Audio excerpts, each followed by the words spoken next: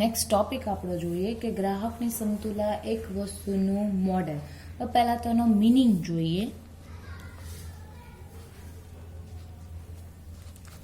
કે એવી કન્ડિશન કે જે કન્ડિશનને પહોંચ્યા પછી અથવા તો એવું કહી શકાય સમતુલાની એવી સ્થિતિ કે જે સ્થિતિએ પહોંચ્યા પછી ગ્રાહક પોતાની ખરીદીમાં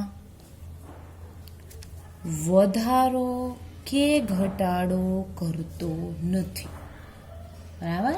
જ્યાં એમને મહત્તમ સંતોષ પ્રાપ્ત થાય છે સમતુલાની સ્થિતિ પહોંચ્યા પછી અન્ય પરિબળો જ્યાં સુધી ન બદલાય ત્યાં સુધી એ પોતાની ખરીદીમાં કંઈ જ પ્રકારનો ફેરફાર કરતો નથી, પોતાના કુલ સંતોષમાં વધારો કરી શકતો નથી. ફરીવાર રિપીટ કરું છું, ગ્રાહકની સમતુલા એટલે એવી કન્ડિશન અથવા તો એવી સ્થિતિ કે જ્યાં પહોંચ્યા પછી ગ્રાહક પોતાની ખરીદીમાં વધારો કે ઘટાડો કરતો નથી. સમતુલાની સ્થિતિએ પહોંચ્યા પછી ગ્રાહકને મહત્તમ સંતોષ પ્રાપ્ત થાય છે અથવા તો મહત્તમ સંતોષ ત્યાં મેળવી લે છે જ્યાં સુધી અન્ય પરિબળો ના બદલાય ત્યાં સુધી એ પોતાની ખરીદીમાં વધારો કે ઘટાડો કરતો નથી. હવે જોઈએ એની પ્રક્રિયા. ગ્રાહકની સમતુલા ક્યારે પ્રાપ્ત થાય એની પ્રક્રિયા. એ પ્રક્રિયા માટે પ્રક્રિયાની સમજૂતી માટે ઘટતા સીમાંત દૃષ્ટિગુણનો જે નિયમ છે એને અહીંયા યુઝફુલ એટલે કે મદદરૂપ તરીકે લેવામાં આવ્યો છે અને એના આધારે અહીંયા બે કન્ડિશન છે એ બે કન્ડિશન જોવાની છે. તો કન્ડિશન નંબર 1 એવી છે કે વસ્તુ વિના મૂલ્યે મળતી હોય. ઇટ મીન્સ આપણે જેને એવું કહીએ છીએ ફ્રીમાં, અને એકદમ ગુજરાતી લેંગ્વેજમાં જોઈએ તો શું કહો છો ને, મફતમાં. વસ્તુ વિના કિંમતે મળતી હોય. બરાબર. જ્યારે વસ્તુ તમને ફ્રીમાં મળે છે ત્યારે તમે ક્યારે સમતુલા પ્રાપ્ત કરો છો, અને જ્યારે તમે વસ્તુ પૈસા આપીને લ્યો છો, જ્યારે એની કિંમત ચૂકવવાની હોય છે ત્યારે તમે ક્યારે સમતુલા પ્રાપ્ત કરો છો એ હવે આપણે જોવાનું છે. ફરીવાર રિપીટ કરું છું, ઘટતા સીમાંત દૃષ્ટિગુણનો જે નિયમ હમણાં આપણે શીખ્યા એ નિયમના આધારે અથવા તો એ નિયમને બેઝ લઈને અહીંયા આપણે બે કન્ડિશન અવેલેબલ છે. નંબર 1 વસ્તુ વિના કિંમતે મળતી હોય અને નંબર 2 હવે આગળ કરશું વસ્તુની જ્યારે કિંમત ચૂકવવાની હોય. જ્યારે વસ્તુ વિના કિંમતે મળતી હોય એ આપણે જોઈએ છે તો એમાં સૌથી પહેલાંની ધારણાઓ છે. આપણે કોઈ બી હમણાં પહેલાં વાત બી થઈ હતી કે કોઈ પણ નિયમ શીખીએ ત્યારે શું કરવાનું હોય છે એની ધારણા. તો નંબર 1 એઝ ઇટ ઇઝ આંખ વીચને આ ધારણા લખી જ લેવાની કે ગ્રાહક છે એ બુદ્ધિપૂર્વક વર્તે છે. ગ્રાહક બુદ્ધિપૂર્વક વર્તે છે. બરાબર. સેકન્ડ વન થિંક કે આપણે ઉપર હેડિંગ એવું કહી જ દીધું છે કે વસ્તુની શું કરવાની છે, કિંમત આપવી પડતી નથી.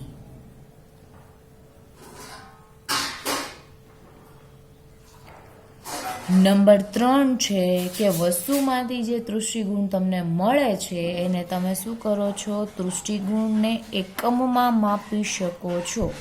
દૃષ્ટિગુણને એકમથી માપી શકાય છે અથવા તો એવું કહી શકાય એકમોમાંથી માપી શકાય છે. રેડી. હવે આના માટે એક અનુસૂચિ જોઈએ. દૃષ્ટિગુણની અનુસૂચિ. નંબર 1 વસ્તુના એકમો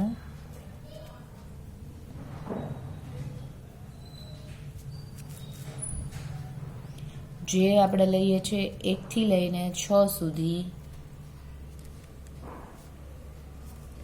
નેક્સ્ટ વન સીમાંત દૃષ્ટિગુણ, જેમાં આપણે આની પહેલાં વાત થઈ હતી કે પહેલા દૃષ્ટિગુણ કેવો હોય, વધારે હોય, પછી શું થાય, ધીમે ધીમે ઓછો થતો જાય, શૂન્ય થાય અને શું થઈ જાય, ઋણ પણ થઈ જાય. ત્યારબાદ હવે જોઈએ કુલ દૃષ્ટિગુણ. કુલ દૃષ્ટિગુણ એટલે જે બી તમે વસ્તુ વાપરો છો એ બધા જ દૃષ્ટિગુણનો સરવાળો. એને શું કહેવામાં આવે છે, કુલ.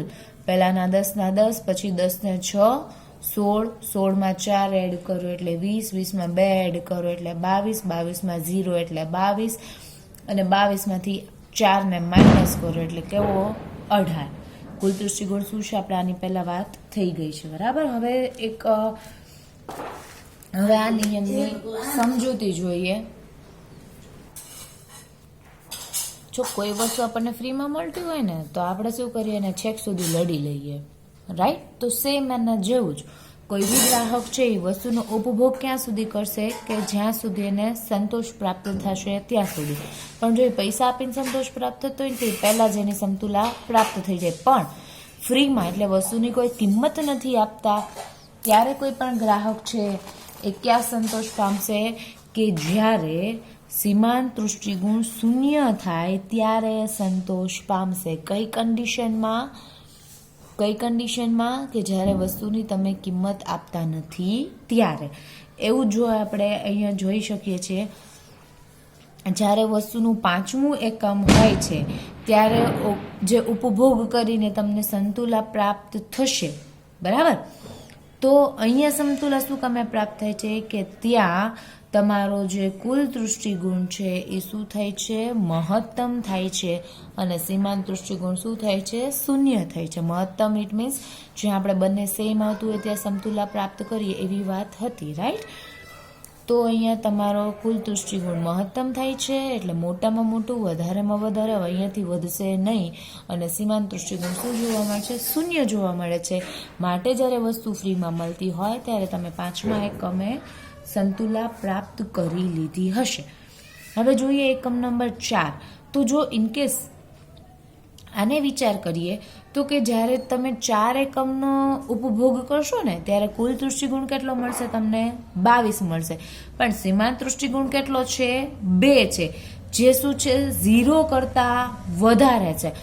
અને વસ્તુમાંથી મળતો સીમાંત દૃષ્ટિગુણ જ્યારે 0 થાય ને ત્યાં સુધી વસ્તુનો ઉપભોગ કરવામાં આવે છે.